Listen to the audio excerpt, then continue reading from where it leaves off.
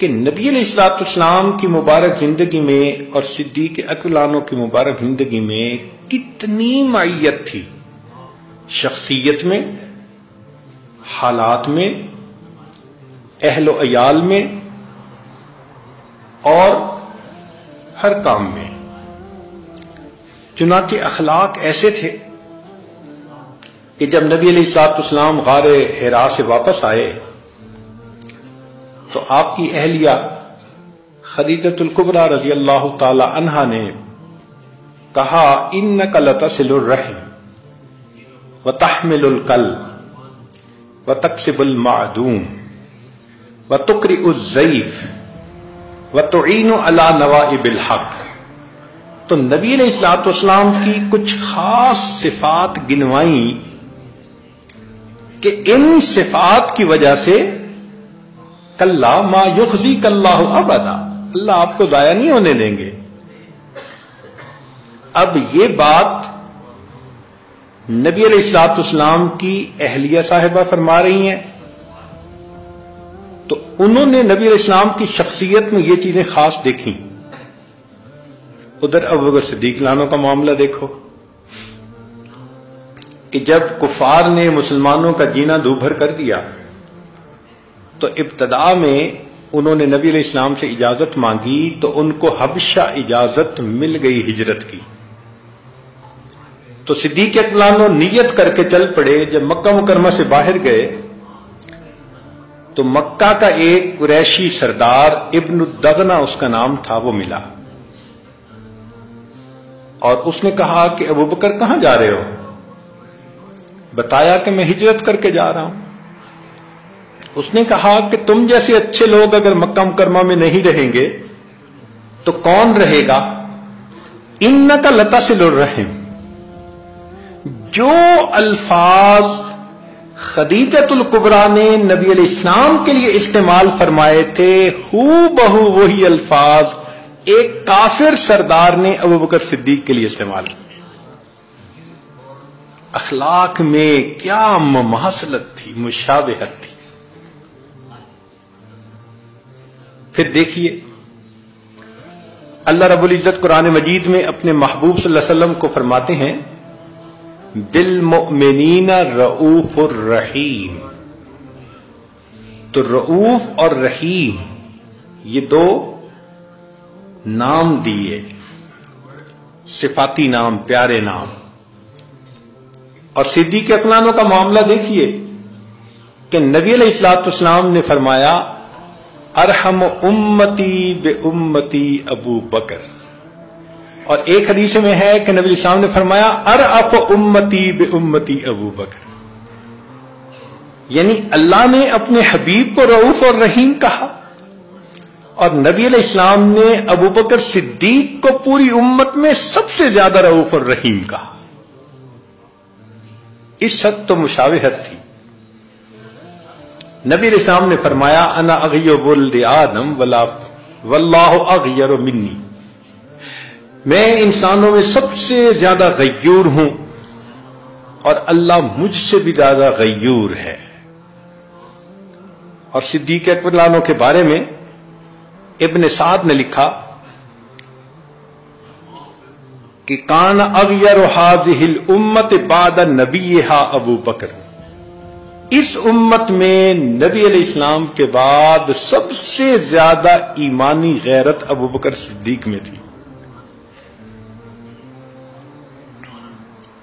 اللہ تعالیٰ قرآن مجید میں فرماتے ہیں اے میرے حبیب صلی اللہ علیہ وسلم وما علمناہ الشعر وما ينبغی لہ، ہم نے آپ کو شعر کا علم نہیں دیا اور آپ کو یہ سجدہ بھی نہیں ہے، شایان نشان بھی نہیں ہے۔ اور یہی حال صدیق اکبر کا۔ ابن عساکر نے عائشہ صدیق عنہ سے روایت کی، فرماتی ہیں کہ صدیق اکبر عنہ نہ زمانے جاہلیت میں شعر کہتے تھے نہ اسلام لانے کے بعد شعر کہتے تھے، شعر کا فن آتا ہی نہیں تھا۔ چنانچہ نبی علیہ الصلوۃ والسلام نے پوری زندگی شراب کو ہاتھ نہیں لگایا،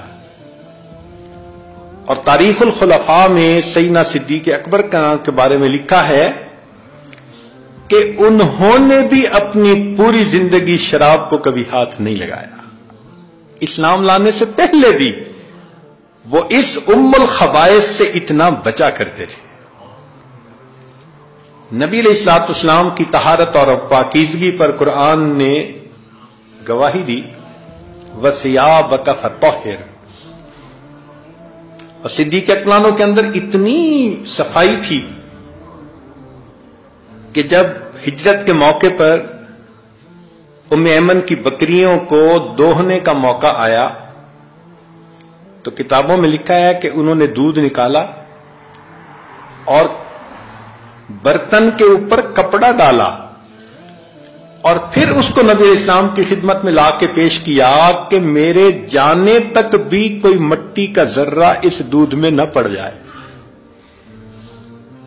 طہارت اور پاکیزگی کا اتنا خیال. اسی وجہ سے جو حالات نبی علیہ الصلوۃ والسلام کے وہی حالات سیدنا صدیق اکبر کے. نبی علیہ الصلوۃ والسلام کو عقبہ بن ابی معیط نے گلے میں پھندا ڈالا اور نبی علیہ الصلوۃ والسلام کو بالآخر چھڑایا گیا. صدیق اکبر کے ساتھ بھی یہی ہوا کہ کافروں نے مل کر ان کے اوپر حملہ کیا, اپنے نرغے میں لے لیا اور بالآخر اس نرغے سے صدیق اکبر کو بچایا گیا. نبی علیہ الصلوۃ والسلام کی دعا سے عمر بن الخطاب رضی اللہ عنہ جیسے بڑے صحابی, جلیل القدر صحابی وہ مسلمان ہوئے, اور صدیق اکبر کی ترغیب سے حمزہ رضی اللہ تعالیٰ عنہ جیسے اللہ کے شیر وہ مسلمان ہوئے. جب ابو طالب نے کہا کہ بھتیجے میرے اوپر وہ بوجھ نہ ڈالو جو میں نہ اٹھا سکوں, تو نبی علیہ الصلوۃ والسلام نے وہ جواب دیا کہ جیسے استقامت کا کوئی پہاڑ ہوتا ہے کہ چچا اگر یہ میرے ایک ہاتھ پر سورج اور دوسرے پر چاند بھی رکھ دیں تو جو پیغام لے کے آیا ہوں اس کو پہنچانے سے میں پیچھے نہیں ہٹوں گا. اور یہی معاملہ صدیق اکبر کے ساتھ پیش آیا کہ جب ابتدائے خلافت میں کچھ لوگ زکوٰۃ کے منکر ہو گئے اور مشکل وقت آ گیا تو اس وقت عمر رضی اللہ عنہ جیسے صحابی نے ان کو کہا کہ ان کے ساتھ اتنی سختی نہ کرے. تو صدیق اکبر کا جواب تھا جبار فی الجاہلیہ اخوار فی الاسلام. عمر تم جاہلیت میں اتنے بہادر تھے, اسلام لانے کے بعد تم اتنے کو کمزور ہو گئے.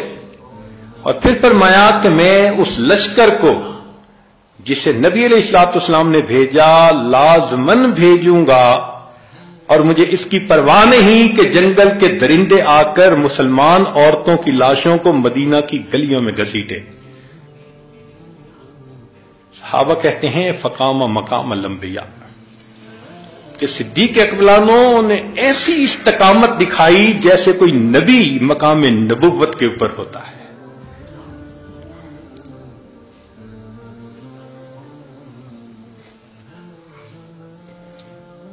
چنانچہ اللہ رب العزت فرماتے ہیں ثانی اثنین اذ ہما فی الغار, دو میں سے دوسرا. تو اللہ تعالیٰ نے اپنے حبیب کو دو میں سے دوسرا کہا, اور نبی علیہ السلام نے صدیق اکبر کو یہی کہا ما ظنک باثنین اللہ ثالثہم. اللہ رب العزت نبی علیہ السلام کو فرماتے ہیں قرآن میں لا تحزن ان اللہ معنا, نہیں لا تحزن, لا تحزن علیہم ولا تک فی ضیق مما یمکرون. تو اللہ رب العزت نے اپنے حبیب صلی اللہ علیہ وسلم کو فرمایا لا تحزن, آپ غم زدہ نہ ہوں. اور نبی علیہ الصلوۃ والسلام نے ہو بہو یہی الفاظ صدیق اکبر کو کہے لا تحزن ان اللہ معنا. کتنی مشابہت ہے اور مماثلت ہے سب حالات کے اندر، حتیٰ کہ یہ معیت ایسی تھی کہ جو نام پکارا جاتا تھا اس میں بھی نام اکٹھا آتا تھا۔ صحابہ رضوان نبی علیہ السلام کو پکارتے تھے یا رسول اللہ، اے اللہ کے رسول صلی اللہ علیہ وسلم، اور صدیق اکبر عنہ کو نہ امیر المومنین کہتے تھے نہ ابو بکر کہتے تھے، یا خلیفۃ رسول اللہ۔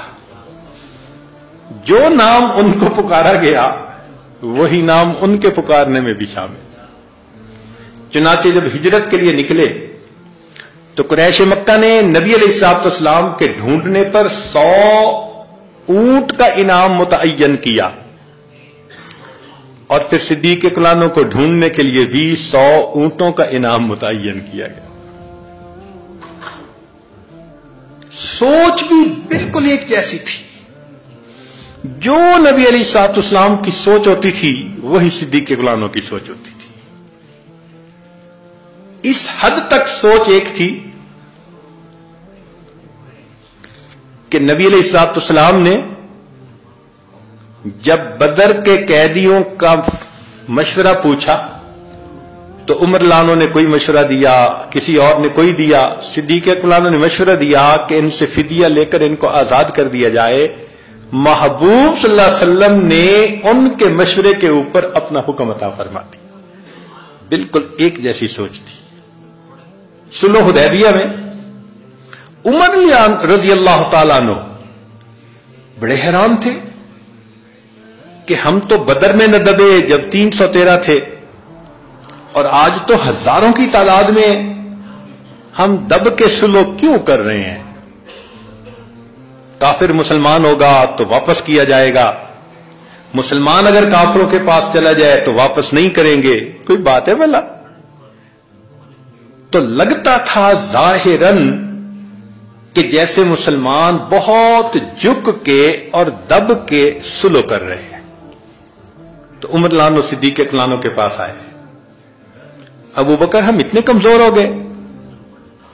تو صدیق اکبر نے آگے سے جواب دیا، تمہیں پتا ہے کہ نبی علیہ السلام کون ہے؟ اللہ کے نبی ہیں۔ تمہیں پتا ہے کہ وہ اپنی مرضی سے نہیں بولتے، وہ اللہ کی وحی سے بولتے ہیں؟ ہاں جی۔ تو پھر جو ان کا فیصلہ وہی ہمارا فیصلہ۔ یعنی جو نبی علیہ الصلوۃ والسلام کی اس موقع پہ سوچ تھی ہو بہو وہی سوچ صدیق اکبر رضی اللہ تعالی عنہ کی تھی۔ چنانچہ ہر کام میں وہ نبی علیہ الصلوۃ والسلام کی پیروی کرتے تھے، اتباع کرتے تھے۔ باغ فدق ایک باغ تھا جس کی آمدنی نبی علیہ الصلوۃ والسلام بنی ہاشم کے نوجوان بچے بچیوں پر استعمال فرماتے تھے۔ جب صدیق اکبر خلیفہ بنے تو انہوں نے بھی اسی عمل کو جاری رکھا کہ باغ فدق کی آمدنی کو بنو ہاشم کے نوجوانوں پہ خرچ کیا۔ نبی علیہ الصلوۃ والسلام سے بنو ثقیف نے نماز کی چھوٹ مانگی تھی کہ ہم مسلمان ہو جاتے ہیں، بس نماز کی چھوٹ دے دیجیے، ایگزمپٹ کر دیں۔ تو نبی علیہ السلام نے فرمایا اس دین میں کوئی خیر نہیں جس میں نماز نہ ہو۔ اور جب صدیق اکبر خلیفہ بنے تو لوگوں نے زکوٰۃ کی چھوٹ مانگی تھی اور صدیق اکبر نے ان کو زکوٰۃ کی چھوٹ نہیں دی۔ جو عمل نبی علیہ السلام کا وہی عمل صدیق اکبر لانو کا۔ نبی علیہ الصلوۃ والسلام نے بنو قضاء کے ساتھ جہاد کیا، غزوہ ذات السلاسل،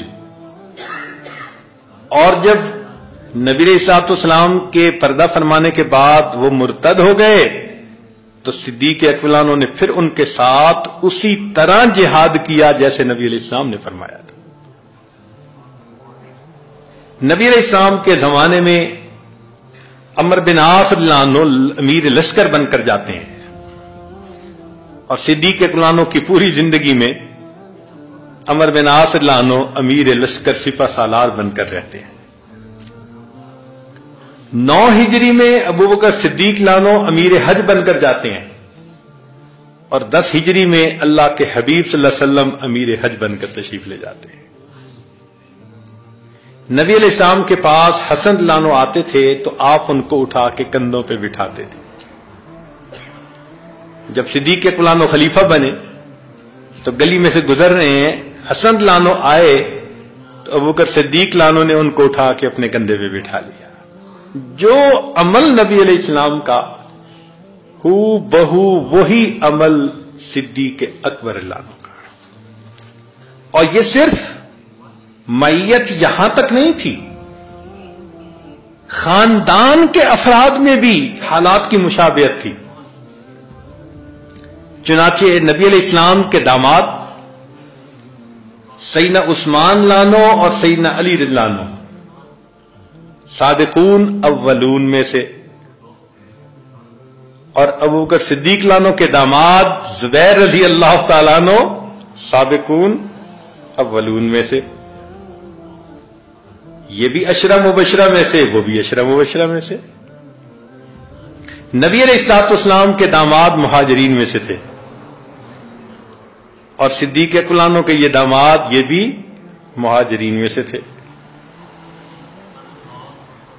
تو دیکھیے دامادوں کے حالات میں بھی مشابہت ہے. محبوب صلی اللہ علیہ وسلم کے داماد عشرہ مبشرہ میں سے, صدیق اکبر کا ایک داماد عشرہ مبشرہ میں سے. پھر بیٹیوں کے حالات دیکھو. نبی علیہ الصلوۃ والسلام کی صاحبزادی سیدہ فاطمہ الزہرا رضی اللہ تعالی عنہا جنت میں عورتوں کی سردار, اور صدیق اکبر کی بیٹی عائشہ رضی اللہ تعالی عنہا, نبی علیہ السلام نے فرمایا کہ باقی عورتوں پر وہ فضیلت جو سرید کو باقی کھانوں کے اوپر فضیلت حاصل. سیدہ فاطمہ الزہرا رضی اللہ عنہ کے گھر میں تنگی تھی حالات کی, خود چکی پیستی تھیں, گھر کے کام کرتی تھیں, ہاتھوں میں گٹے پڑ گئے تھے. اور صدیق اکبر کی صاحبزادی اسماء رضی اللہ تعالی عنہا, ان کے گھر میں بھی تنگی تھی, وہ بھی چکی پیستی تھیں, ہاتھوں پہ گٹے پڑ گئے تھے. پھر اولاد سے ذرا آگے بڑھ کے دیکھیں, پوتے ہوئے آگے آل امجاد میں بھی یہ حالات ایک جیسے. چنانچہ نبی علیہ الصلوۃ والسلام کے پوتے سیدنا حسین لانو نے یزید کی بیعت سے انکار کیا, اور عبداللہ ابن زبیر لانو جو صدیق اکبر کے نواسے بنتے ہیں, اور وہ بھی نبی علیہ السلام کے نواسے حسین لانو, انہوں نے بھی یزید کی بیعت سے انکار کیا. دونوں طرف نواسوں کا عمل ایک جیسا. پھر حسین لانو کو شہید کیا گیا, تو عبداللہ ابن زبیر لانو کو بھی شہید کیا گیا. سیدنا حسین لانو کو شامیوں نے نرغے میں لے لیا تھا, تو عبداللہ ابن زبیر لانو کو حجاج نے اپنے نرغے میں لے لیا تھا. سیدنا حسین لانو کی شہادت سے پہلے ان کے قریبی عزیز بھائی بھتیجے, ان کے بھتیجے, یہ حضرات سب شہید ہو گئے. پھر آخر پہ ان کو شہید کیا گیا, اور عبداللہ ابن زبیر لانو سے پہلے ان کے قریبی رشتہ داروں کو شہید کیا گیا, آخر پہ عبداللہ ابن زبیر لانو کو شہید. تو نواسوں کے حالات کے اندر بھی آپس میں مشابہت نظر آتی ہے. اور پھر اللہ کا معاملہ بھی ایک ہی جیسا. وہ کیسے کہ اللہ نے نبی علیہ الصلوۃ والسلام کو صاحبکم کے لفظ سے فرمایا, خطاب فرمایا, صاحبکم وما صاحبکم بمجنون. اور صدیق اکبر کو بخاری کی روایت ہے کہ نبی علیہ السلام نے صحابہ کو کہا صاحبکم, تمہارے صاحب. جو لفظ نبی علیہ السلام کے لیے اللہ نے استعمال کیا, وہ لفظ نبی علیہ السلام نے صدیق اکبر لانو کے لیے استعمال کیا. پھر ایک ایسا بھی موقع آیا, 4 رکعت کی نماز ہے, پہلی 2 رکعت کے امام ابوبکر صدیق ہیں, تو اگلی 2 رکعت کے امام نبی علیہ الصلوۃ والسلام ہیں. سبحان اللہ. نبی علیہ الصلوۃ والسلام کو مجنون کہا گیا. اور حالات میں لکھا ہے کہ ابوبکر صدیق لانو کو ایک کافر نے کہا قالوا ھذا ابن ابی قحافہ لمجنون، ان کو بھی مجنون کہا گیا۔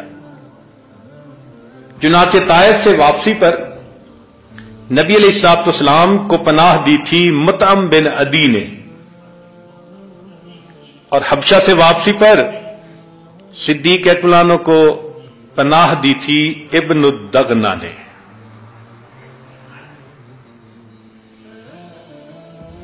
نبی علیہ السلام نے فرمایا انا اتقى ولد آدم واکرمهم علی اللہ ولا فخر، میں انسانوں میں سب سے زیادہ متقی ہوں اور مکرم ہوں، مگر مجھے اس پر کوئی فخر نہیں ہے۔ اور صدیق اکبر عنہ کو اللہ یہ لقب دے رہے ہیں وَسَيُجَنَّبُهَا الْأَتْقَى، اور مفسرین سب متفق ہیں کہ یہ اتقا کا لفظ صدیق اکبر عنہ کے لیے استعمال ہوا۔ اور ان اکرمکم عند اللہ اتقاکم، جو اتقا ہے وہی اکرم بھی ہے۔ اللہ کے پیارے حبیب صلی اللہ علیہ وسلم کو اللہ تعالیٰ فرماتے ہیں وَلَسَوْفَ يُعْطِيكَ رَبُّكَ فَتَرْضَىٰ، تیرا رب تجھے اتنا دے گا کہ تو راضی ہو جائے گا۔ اور صدیق اکبر عنہ کے لیے اللہ فرماتے ہیں وَلَسَوْفَ يَرْضَىٰ، جو ادھر بشارت وہی ادھر بشارت۔ جنہوں نے نبی علیہ الصلوۃ والسلام کی اتباع کی ان کو بشارت ملی فاتبعونی یحببکم اللہ، میری اتباع کرو اللہ تم سے محبت کرے گا۔ اور جنہوں نے ابوبکر صدیق لانو کے ہاتھ پر بیعت کی اور مل کر جہاد کیا ان کے بارے میں فرمایا فسوف یأتی اللہ بقوم یحبہم ویحبونہ،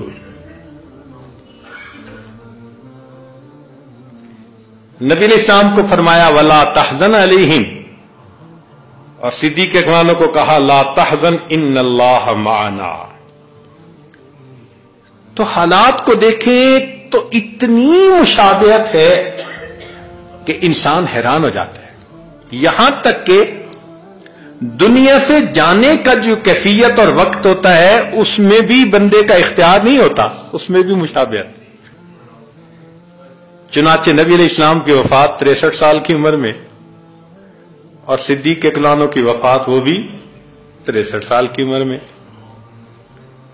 نبی علیہ الصلوۃ والسلام کی وفات زہر کے اثر سے ہوئی، اور صدیق اکبر عنہ کی وفات بھی زہر کے اثر سے ہوئی۔